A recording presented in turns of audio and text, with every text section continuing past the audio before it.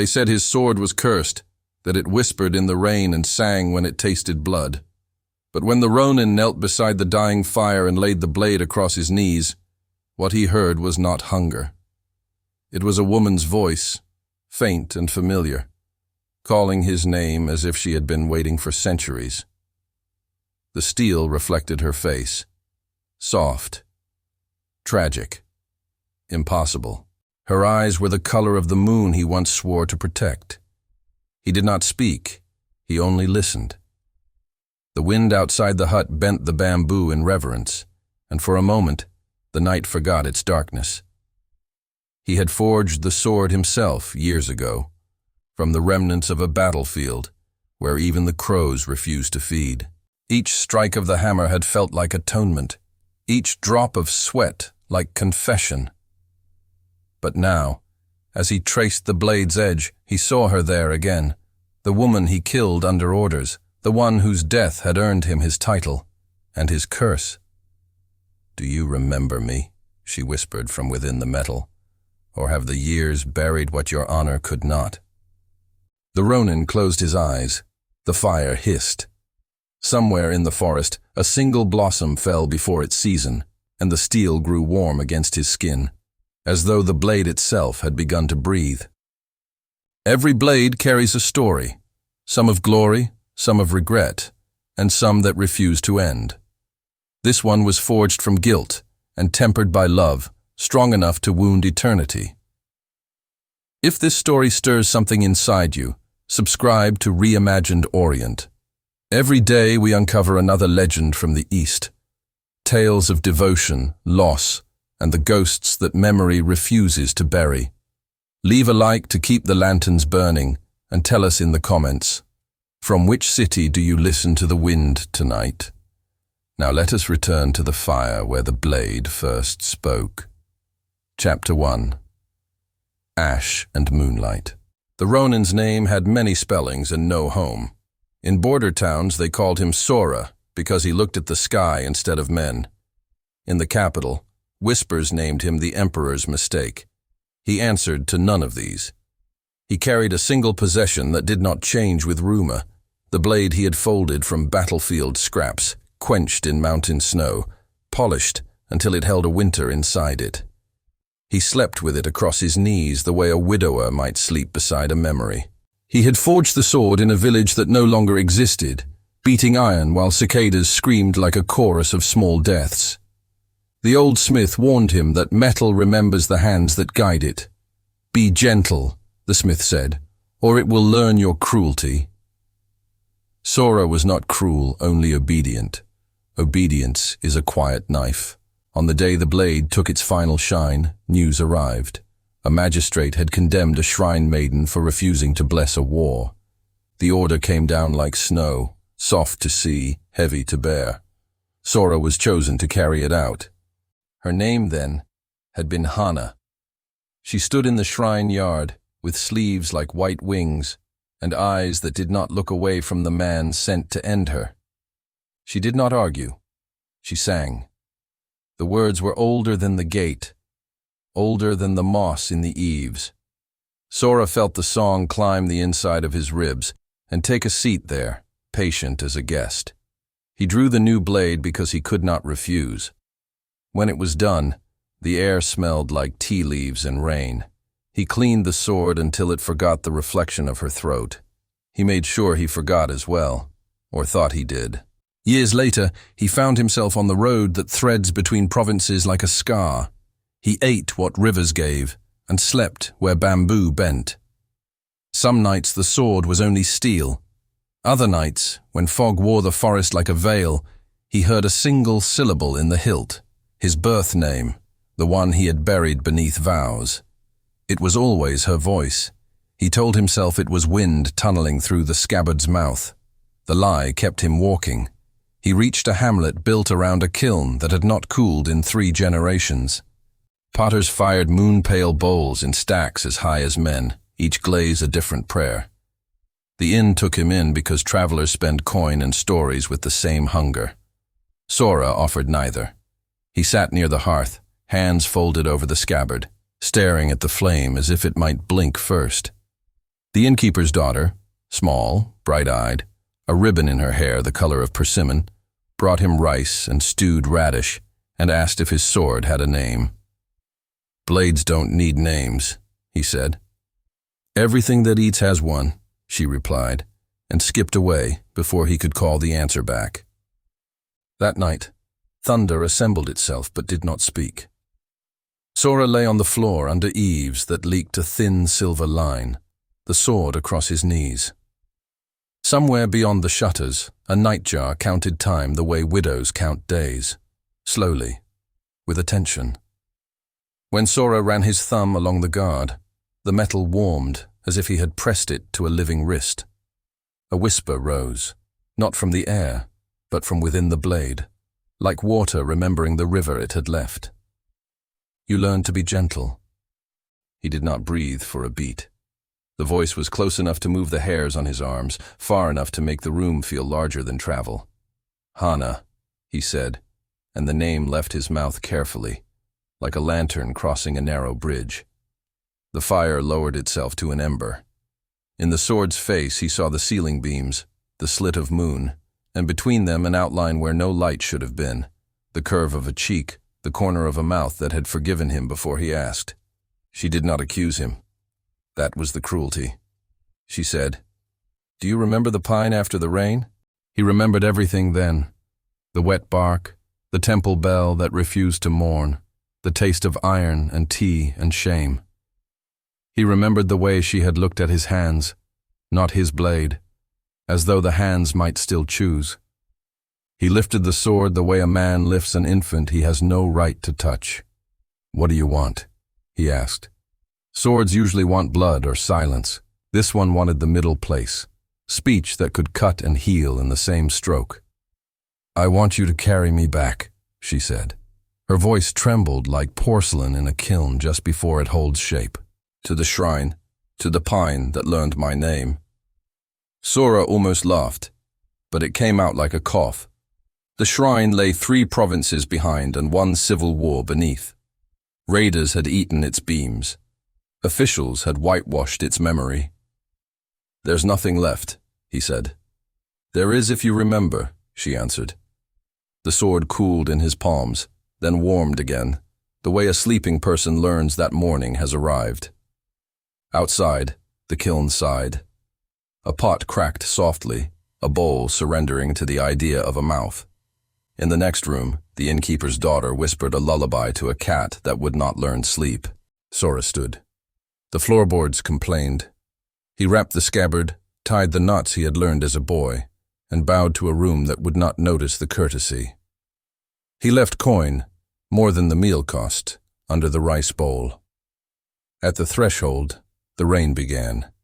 It carried the kiln's breath, the clay's ash, the human hope that bowls do not break when handed down. On the road, the sword grew heavier, the way memory grows when given attention. Sora welcomed the weight because it meant his back had a purpose again. He did not look for omens, but they found him. Cranes lifting from a flooded field all at once, a fox sleeping in a sandal, a persimmon falling unbitten in winter. He told none of these to the blade. He only said, "If we turn back, we turn all the way." Under the moon that had learned restraint, the ronin walked, and the blade he had made began to unmake him, gently, the way rivers remake mountains, grain by grain, with patience and intention. Somewhere ahead, beyond checkpoints and ruined gates, a pine stood in the rain, preparing to remember. Chapter 2. The Shrine That Forgot Its Name. By the 3rd morning, the road had grown silent even for him. Villages gave way to fields where no one bothered to harvest. Roofs sagged beneath the weight of years and quiet. The wind smelled of ironwood and regret. He followed the scent because there was nothing else left to follow. The blade at his hip was restless. Its weight shifted like a body dreaming.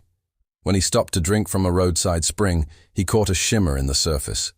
Not his face, but hers, tilted upward, as if she too knelt to drink. For a breath he thought the reflection spoke, then ripples erased her, and the world returned to thirst. By dusk he reached the ridge where the old shrine should have been. The hill had collapsed long ago, half-eaten by bamboo. Steps rose crookedly toward a gate that no longer stood. Between the trees, the air had a listening quality, as if the forest remembered prayer, but not words. He unwrapped the sword.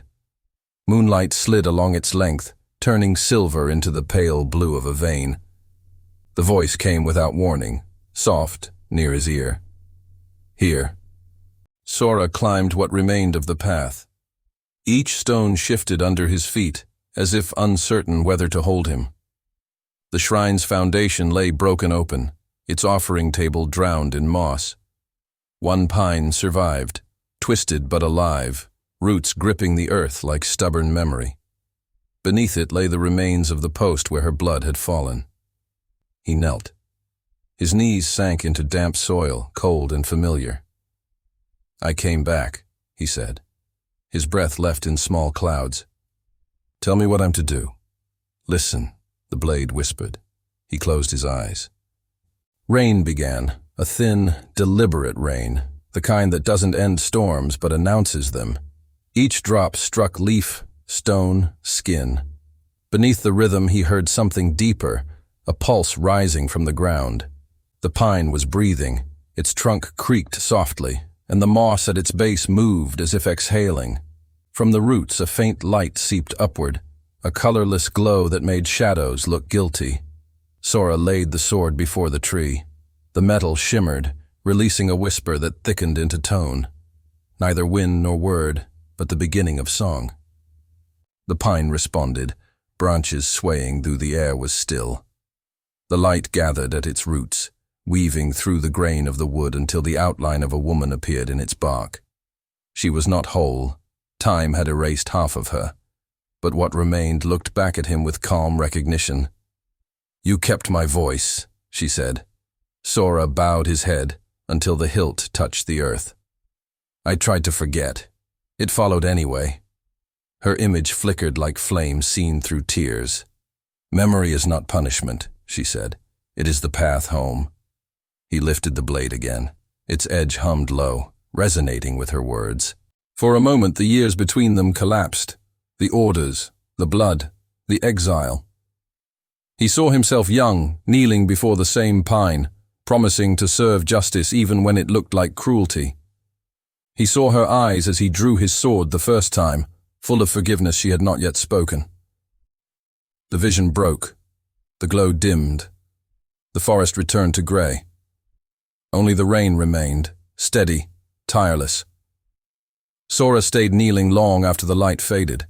When he finally spoke, his voice was quieter than moss. "If I am to atone, let me be the thing that remembers you."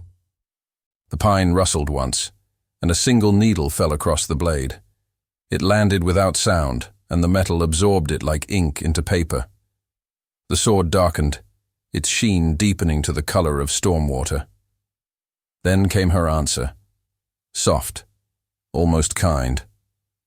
"Walk until they forget my death. Walk until mercy is not a story whispered about ghosts. When the world remembers love again, return." Sora sheathed the blade. The rain slowed. He bowed to the pine, to the ruined gate, to the breath that still lingered in the soil. The road waited below, long and hungry. He stepped onto it without hesitation. Behind him the shrine settled back into its sleep, but the sound of the rain carried her hum far down the valley, threading itself through the ronin-esque heartbeat as he walked into another dawn that had not yet chosen its color. Chapter 3. The Blade's Shadow. The road south wound through ravines where even sunlight traveled carefully. Every echo there felt borrowed. Sora walked with his hand near the hilt, but not on it, because the blade had begun to hum in daylight. The tone was low, nearly kind, yet it carried a warning. Some memories prefer the dark. He entered a village of charcoal burners whose faces were grey with work and habit. They watched him from doorways but did not greet him. At the edge of the settlement stood a tea house without a sign. He pushed the door open and found it empty except for a single woman tending a kettle. Her hair was streaked silver. Her kimono bore a faint pattern of falling petals. She looked up and smiled with the faint politeness reserved for strangers who bring weather with them. Traveler, she said, the rain follows you. It follows everyone, Sora answered, removing his straw hat. The water that had gathered on it hit the floor and spread like ink. She poured tea into a cracked bowl. You're wrong. It hasn't rained here for months. The tea was clear, bitter, almost sweet. He felt the warmth slide into his chest and realized it smelled faintly of lotus. You brewed this with river water, he said. The woman's eyes lifted to his. There is no river here anymore. The sword across his knees grew heavy. Inside the metal came a whisper, not Hana's voice this time, but something older, like stone remembering a song. She carries what you left behind. Sora looked at the woman again and saw that her hands trembled as she set down the kettle. Across her wrist ran a faint scar, a line that glowed briefly before fading back into skin. He had seen that scar before, on the throat of the woman he killed. He rose slowly. Who are you? She did not answer. She stepped around the counter and faced him. The room brightened, though no window opened. The air smelled suddenly of pine rain and molten steel. You made a promise, she said softly, to walk until the world remembered love. He drew the sword. The blade's surface rippled, mirroring both their faces. You told me to return when mercy was no longer a story, he said. Her expression folded into sorrow. And what have you found? He lowered the weapon. Only fear wearing new names.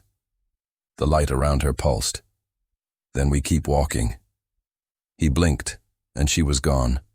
The tea house was empty again, the air cool and ordinary. Outside, clouds gathered where there had been none, and the first drop struck his hand like a small answer. Sora walked into the rain. With each step, the blade darkened until it no longer reflected the world. The hum changed, no longer a warning, but a melody, hesitant and unfinished. He followed it toward the mountains where rivers used to begin. By nightfall, he reached a plateau overlooking the ruins of another town. Fires smoldered there, abandoned hearths red as memory. He knelt beside a well and dipped his fingers into its black water. The surface rippled and showed him not his face, but the faces of those he had cut down in his years of duty. Soldiers, thieves, innocents caught between decrees. Among them, Hana stood silent, her eyes unblinking. I'm still walking, he said. Is this the path you meant? Her reflection tilted its head. The water shimmered, turned silver, then stilled. The blade at his side warmed against his hip like a pulse. He stayed there until the moon rose, thinking about all the names the wind must carry for him, names he would never be allowed to say. Then he drew the sword and planted it upright in the earth. The soil accepted it without resistance. For a moment the humming ceased. The silence felt vast enough to contain forgiveness. Sora closed his eyes and leaned his forehead against the hilt. When he opened them again, dawn was breaking, and the sword's shadow stretched eastward, long and dark and alive, like a road leading to some place that still remembered color. Chapter 4. The Sound of Forgiveness. Dawn crawled over the plateau, pale and slow, as if even the light hesitated to touch what had happened there. The sword's shadow pointed east, black against the white ash of the road. Sora followed it, though he no longer knew whether it led him forward or back. By midday, the rain had stopped. Mist clung to the mountains like a breath that refused to leave. Each step drew echoes from the stones, and in those echoes he began to hear words. Not Hana's voice alone, but a chorus of others, faint and uneven. Some cursed, some pleaded, some simply called his name. The dead were learning how to speak again. He came to a bridge made of cedar and rope, half-rotted, swaying over a river that had lost its sound. The water below moved, but did not murmur. He looked down and saw no reflection, only the faint glimmer of moonlight where the sun should have been. The blade hummed at his side, steady and low, as if afraid of waking something beneath the current. Sora crossed carefully, one plank at a time. In the middle of the span, the air thickened. A shape waited at the far end, a man in armor, helm lowered, holding a spear tipped with prayer paper. His posture spoke of duty, his silence of judgment. "Ronin," the stranger said, voice hollow inside the helmet. "Do you carry her still?" Sora stopped. "I carry what remains." The armored man lifted the spear, paper rustling. "Then lay it down. The world has no room for ghosts who love." The blade warmed in Sora's hand. He drew it, and the mist recoiled. From the steel rose a whisper that filled the space between them. "He cannot kill what already forgave him." The stranger's stance faltered. Through the slits of the helm, a flicker of uncertainty. "Forgiveness is weakness." Sora shook his head. "No. It's the sound mercy makes when it breathes." He stepped forward. The bridge groaned, but did not break. Their weapons met once, metal on metal, echoes splitting the mist. The spear's head cracked, falling into the river with a sigh. The armored man staggered, then knelt, his voice softened. "She waits at the river's mouth, but it's not her you'll find there." Before Sora could speak, the figure crumbled, armor collapsing inward, scattering like dust drawn to water. The river below finally found its voice and began to sing again, low, mournful, endless. Sora crossed to the far bank and stood listening. The sound of the river filled the hollow places inside him, washing through old commands, old vows. When the song reached its refrain, he recognized the melody. It was the hymn Hana had sung the day he killed her. He knelt beside the water and dipped the blade into the current. The steel shimmered, casting ripples of light across the surface. For the first time in years, he saw his reflection beside hers. She was smiling, not with joy, but with release. "You've walked far enough," she said. Sora bowed. "Then let me rest where you are." Her reflection faded. Not yet. The world still bleeds. It needs someone who remembers why. The river brightened, silver turning to gold. The blade cooled. When he lifted it, the metal no longer shone like winter. It glowed faintly warm, as if dawn had found its way inside. Sora sheathed the sword. The mist thinned. He could see the valley below, a trail of light leading to the sea. For the first time, he felt the weight of the blade not as guilt, but as purpose. He whispered to the wind, "If mercy can walk, let it wear my footsteps." And the river answered by carrying his reflection downstream, until it disappeared into the place where sound becomes silence, and forgiveness learns to stay. Chapter 5. The Sea That Knew His Name. By the time Sora reached the coast, the horizon had forgotten where the world ended. Sea and sky met in a single sheet of grey fire. Waves broke with no sound. The sword at his hip pulsed faintly, as if measuring the rhythm of his breath. He had walked for months, or maybe for all the years he had lost. Time had become an obedient servant to his purpose. The last village lay scattered along the dunes, half buried in salt. Fishermen mended nets out of habit rather than need. No fish had come in seasons. When they saw him, they bowed without knowing why, the way people bow to storms. "The sea's been whispering," one of them said. "We thought it was the wind. It's saying a name." Sora nodded. "It's not the wind." He followed the whispers to the edge of the surf. The water recoiled from his boots and then returned, lapping at his ankles with cautious curiosity. He unwrapped the blade for the final time. Its surface shimmered between light and shadow, a mirror that showed not faces, but memories. Hana kneeling at the shrine, the pine bending under rain, the bridge that hummed like prayer. "You've come where everything ends," she said from the steel. "I didn't come to end," he answered, "only to remember correctly." The sea darkened, the color of old ink. Out beyond the breakers, a shape rose, vast, circular, a whirlpool that glowed faintly at its center. It was not storm or creature, but memory itself, gathering what the land had forgotten. The hum in the sword joined the sea's vibration until both sounded like a single breath. He stepped forward. The water reached his knees, his waist, his chest. Around him, petals began to drift on the tide, white, luminous, uncrushed by the waves. "Do you see them?" he asked. "Every one of them remembers a name you tried to forget." He held the blade upright before him. "Then take them home." Light burst from the whirlpool's heart, not blinding but absolute. The sea swallowed the glow, the dunes, the horizon. In that white silence, he felt the weight of the sword dissolve. The metal became warmth, the warmth became voice, and the voice whispered the last thing she had ever said to him: "Be gentle." When the light faded, the shore was empty. The fisherman found only his scabbard washed up beside a drift of lotus petals. They carried it to the temple on the cliffs and hung it above the altar. From that day, the sea sang differently.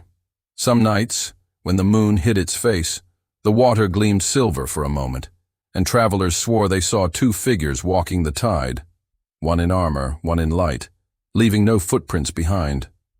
The monks wrote his name in the temple ledger, though none could agree on the spelling. They called the entry simply, "The One Who Carried Mercy." And when the first storm of spring rolled over the coast, lightning flashed across the waves and struck the sword's empty scabbard, splitting it cleanly in two.